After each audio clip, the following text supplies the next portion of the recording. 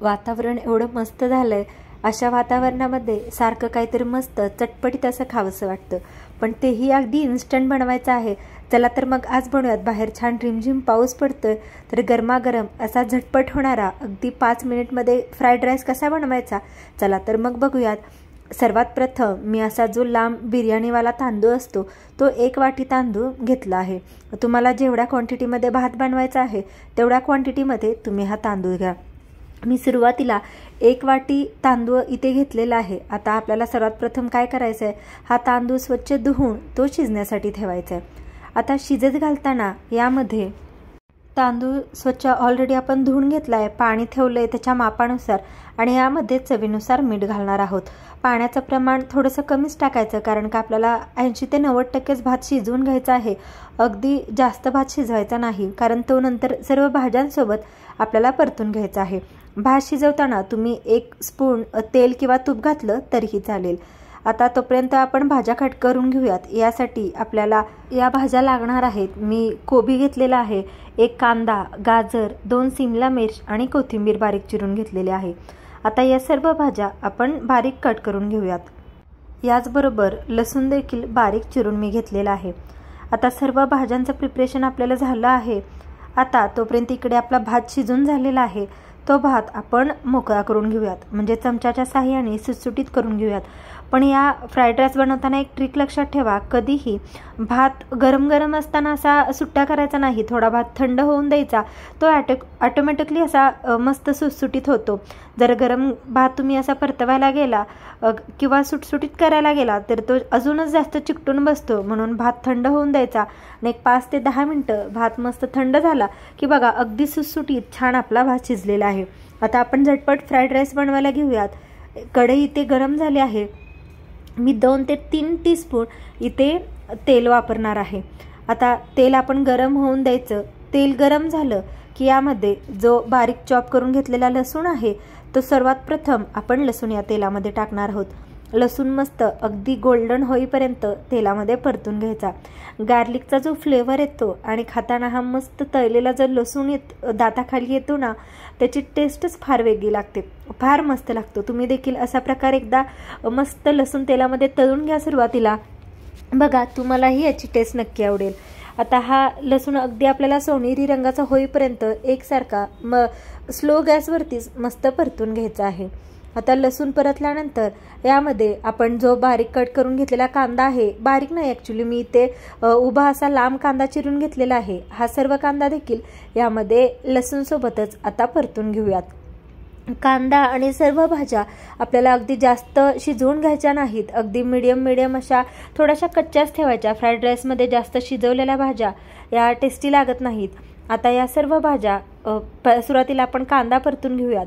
कांदा अगदी 2 ते 3 मिनटं परतून घेतला की जे बारीक चिरलेला आपण कोबी आहे, तसेच गाजर आहे, तसेच सिमला मिरची आहे, ते सर्व यामध्ये परतून घेऊयात. आता गाजर देखील मी असं बारीक चॉप करून घेतलेलं आहे. तुम्ही उभे देखील चॉप केलं तरीही चालेल किंवा खिसून टाकलं तरीही चालेल. आणि सिमला मिरची मला आवडते त्यामुळे मी ते जरा जास्त सिमला मिरची घेतली होती. तुम्हाला आवडत असेल तर तुम्ही घ्या किंवा स्किप केली तरीही चालेल. त्यासोबत यामध्ये जर फ्राईड राईसमध्ये कांद्याची पात घातली तर ती टेस्टला अतिशय भारी लागते.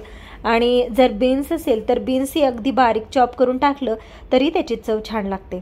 आता या भाज्या आपण एकसारख्या परतून घेतलेल्या आहेत. यामध्ये अगदी थोडंसं आपण मीठ घालूयात. मीठ घातल्यामुळे भाज्या पटकन मऊ होतात, जास्त करपती नाही. त्यामुळे कांदा किंवा काही जरी भाज्या पटकन आपल्याला परतून घ्यायच्या असतील, व्यवस्थित शिजवायच्या असतील तर चिमूटभर मीठ घालायचं, त्यामुळे पटकन भाज्या मऊ होतात. आता जो कोबी मी उभा चिरून घेतलेला आहे तो कोबी देखील यामध्ये आपण परतून घेऊयात. आता कोबी देखील जास्त आपल्याला शिजवायचं नाही, त्यामुळं अगदी थोडंसं 1-2 मिनटं फक्त खालीवर आपण परतून घेऊयात. आता यामध्ये कांद्याची जी पात असते बारीक चिरलेली ती घातली तर अजून छान लागते. माझ्याकडे अवेलेबल होती म्हणून तीही यामध्ये आपण घेणार आहोत. कोबी आपण 1 ते 2 मिनटं हलवून घेऊयात, कारण अजून फारसा कोबी मऊ झालेला नाही आहे. अगदीच खायला जर कच्चा तसाच ठेवला तर थोडासा करकर लागतो, म्हणून मी अजून 1 मिनिट कोबी परतून घेतला. आणि यामध्ये आता जी बारीक चॉप केलेली आपण कांद्याची पात आहे ती सर्व घालून घेऊयात. कांद्याची पात देखील परतून घेऊ. जर तुमच्याकडे अवेलेबल नसेल तर बीन्सच्या शेंगा असतील त्या जरी अगदी बारीक चॉप करून घातल्या तरीही छान लागतात. किंवा अगदी लहान मुलं फारशा भाज्या खात नाहीत, लहान काय अगदी घरातली सर्वच मंडळींना सर्व भाज्या आवडतात असं नाही. मग जेव्हा आपण अशा प्रकारे भात करतो ना, तेव्हा ज्या काही भाज्या अवेलेबल असतील, कोणी खात नाही, त्या बारीक चॉप करून यामध्ये सर्व टाकून द्यायच्या. म्हणजे पोटातही जातात आणि भाज्याही संपतात आणि पौष्टिक नेहमी आपल्या खाण्यामध्ये राहतं.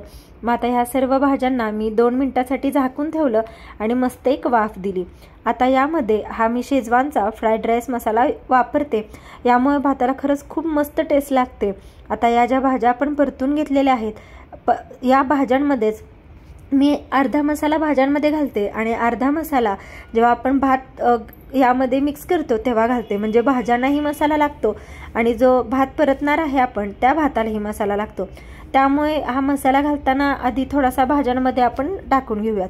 आता बघा इथे 1 पुडी आहे तर मी अंदाजे अर्धा पुडी या भाज्यांमध्ये परतून घेतली आणि मसाल्यासोबत आपण या भाज्या अजून एकदा परतून घेऊयात. त्यामुळे भाज्या खरंच खूप टेस्टी लागतात. तुम्ही ही एकदा ट्रिक नक्की वापरून बघा.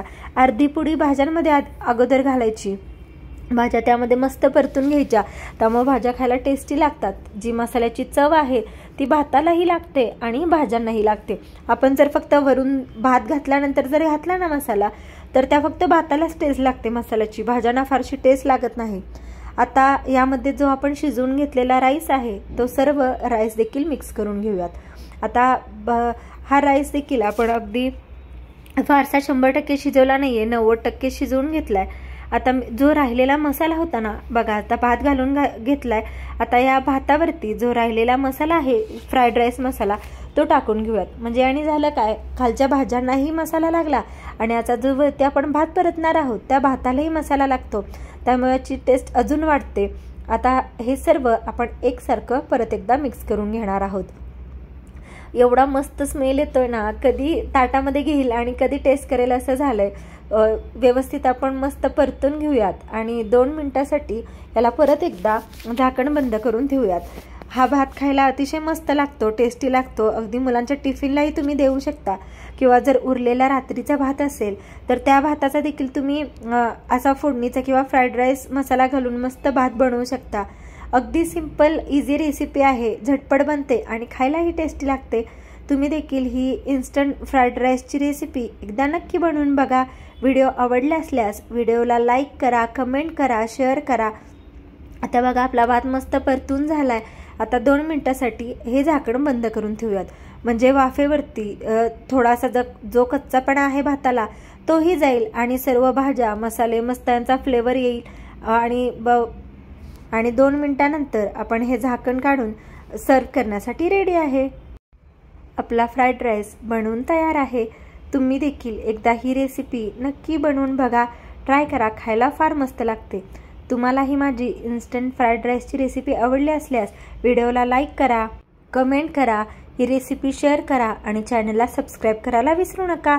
Thank you so much.